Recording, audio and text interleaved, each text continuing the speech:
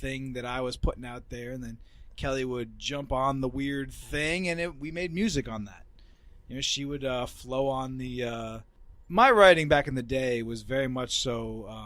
I used to listen to Tool, Mars Volta. Same here. Nice. I was just gonna bring those two up. So awesome Deftones, it was always. I can see that in your playing and like the vocal melodies. Yeah. It's really just ADHD. You always want to move. You always want to keep the movement going. You don't want to stick in the same 4-chord progression. You always want to keep moving around, riffing, this and that. And sitting in the middle of a living room in college, you don't play on electric. You play on an acoustic. Right. And so we kind of all these songs started acoustically, which is exactly how they are now. But we tried to make them electric, and we did for a good amount of time in college. But God, we were always missing a band member. It got to the point where bass players back in college. It got to the point where our third person actually started. He was a guitar player. It was 2 guitar players and a singer, and then he started playing drums and bass, and it's like. And then Raph became like a full man band, just trying to compensate for our buddy our Raph lack was musicians. At the time, he was just a guitar player back in college, and so it's just a matter of just having the right pieces together. But it started acoustic, and it's currently still acoustic, so we still work it the way it works. But you know what? I think that we were talking about this at the show and I think I was talking to you too about it, Kelly. It's where it's you guys can do the acoustic either way, and then if you wanted to do the band thing, you could do it and go back to the acoustic either way. Your music fits that kind of thing where you don't have to peg yourself into one thing, and you also have that flexibility. If you have a show like you had at 2 End where it's a small space, you only need a guitar and a singer. You know what? I thought it was gonna be such a bad idea to have but then I loved it. You guys look so good, and that little space, kind of in the it framed you guys. It was like you were in a little frame, you guys were like a little awesome. screen or something. So it was awesome. Well, the thing about playing it with just an acoustic guitar is that you told me after the show, you're like, oh, I can actually hear the things that a full band would possibly be doing, which is amazing that your imagination was going with it. Right. Because, I'll dig into the guitar and play some really trilly, weird stuff just to kind of fill the space of what a drummer would be possibly doing. Right. I was doing my best to not just be keeping it very 2-dimensional. I tried to make it as 3-dimensional as I could on an acoustic. And you can only do so many things, but that was my task. That's what I saw as my task. For me to be doing my best, I had to try to do my best to create sounds that make the imagination go a little further than just what's happening. And you do a great job at it. And I feel like we would love to have a full band eventually, because Henry gets bored and he really wants to go off on how his creativity just gets, it gets kind of tightened with that acoustic, because there's so many things that he has to, maintain. Because he is maintaining the entire band in the one acoustic guitar. Well, right. I think you're getting with the guitar that maybe you wouldn't get with the band is a focus on your vocals and his guitar playing. True. And there are nuances to both too. that you would maybe lose if someone concentrates on maybe what the drummer's doing or maybe the bass player's doing. And then you got some guy who's turning a little too loud, drowning out your beautiful voice, and you don't want... That's... There's no drowning out a voice. You just turn the microphone up, right? Right. Well, then it's a battle of the... unless it's a punk band, and then they just don't really care about the vocal. But this is my first time hearing Henry play without singing and focusing on the guitar, and man, you blew me away.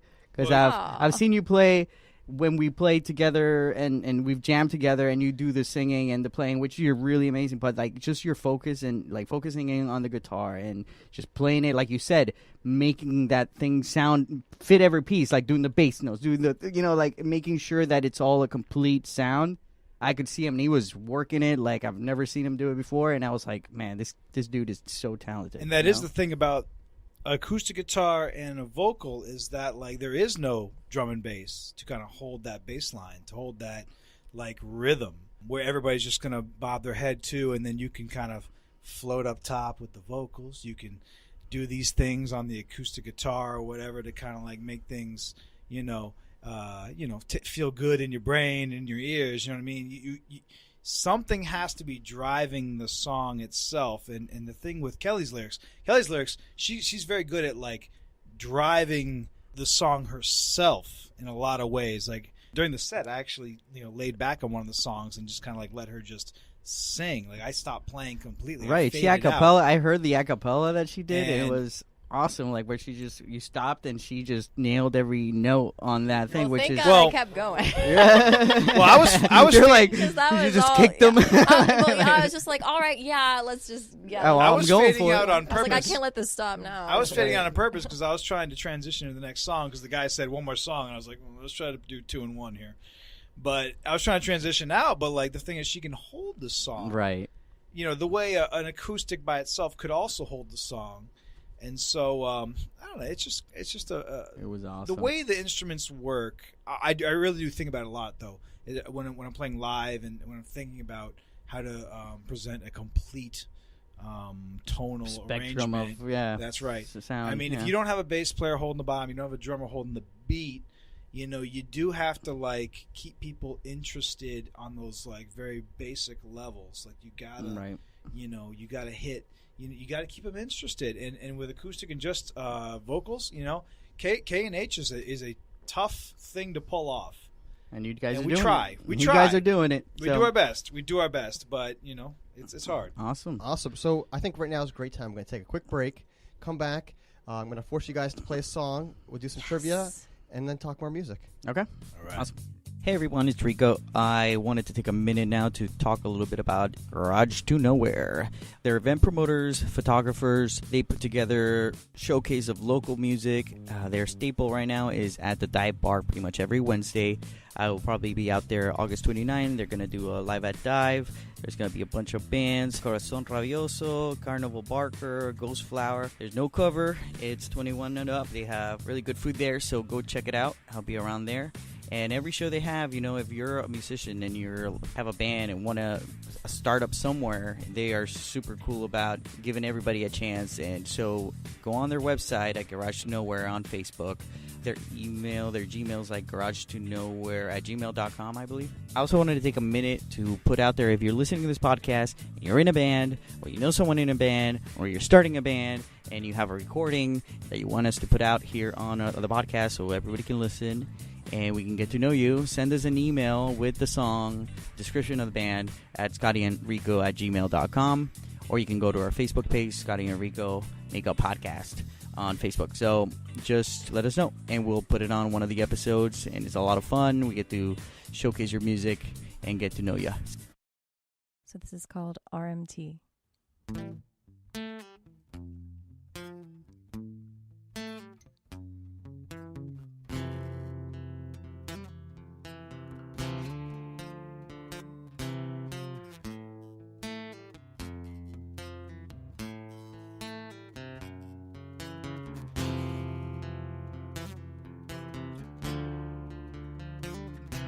Each time we speak, you keep on playing references and riddles.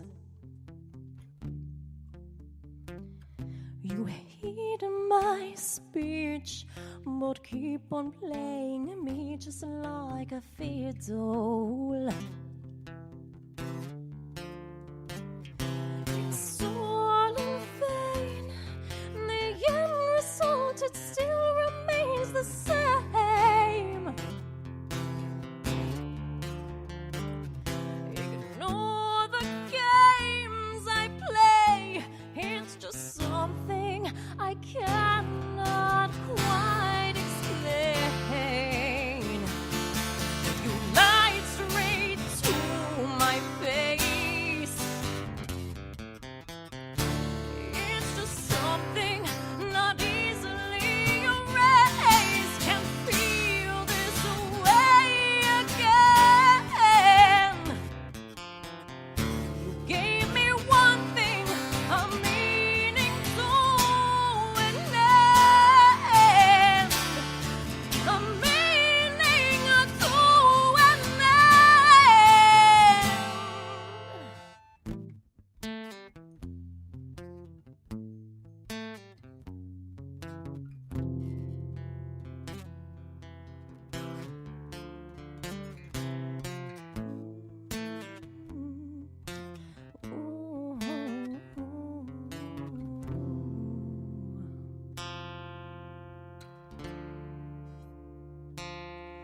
You cling to me in all essence of a tortured animal. It's plain to see that on your own you're nothing more than dull and droll. You really want to change? Then do yourself a favor and feed your brain. Growth it is an optional, then let the fantasy remain impossible. I realize less is more. An addiction for reading without fear. Can't feel this way again. You gave me one thing, a meaningful end. You gave me an end.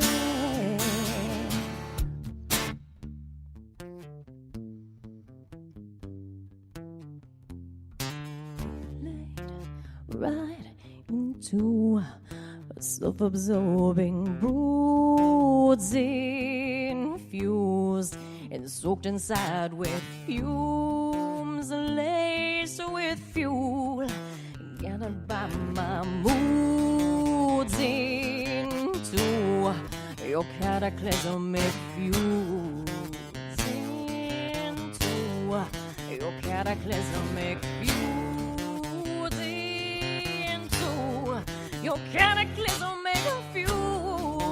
You lied straight to my face.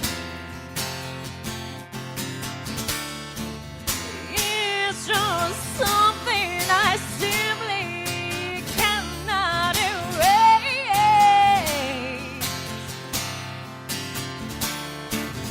And not feel this way again.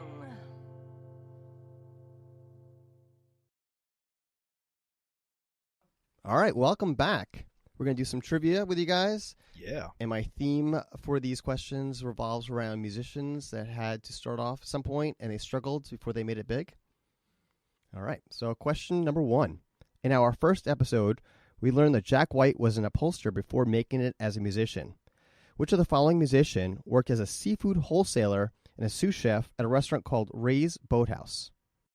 Is it A, Eddie Vedder, B, Chris Cornell, C, Scott Weiland, or D, Lane Staley? Chris Cornell. I don't know. For some reason, like Fish and Lane Stanley seem to be mixing Driving? well. Uh-huh.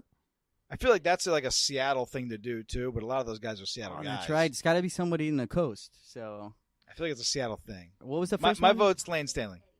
Eddie So Vedder. Eddie Vedder. Okay. We That's got a Seattle guy, we got right? Brittany with Eddie Vedder. I got Henry, you going Lane. Lane, and you're going Chris Cornell. Sure. Who's left?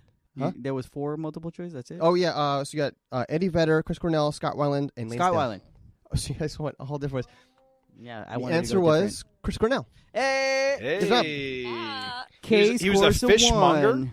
He was a fishmonger. He was a seafood Yes. wholesaler and sous chef. Wow.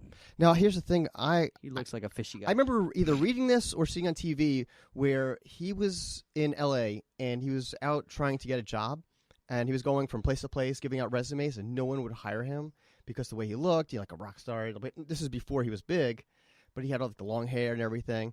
And then years later when he was big, there was a parade and he went down that street where he handed out resumes and no one would hire him and he's like the main guy on the float.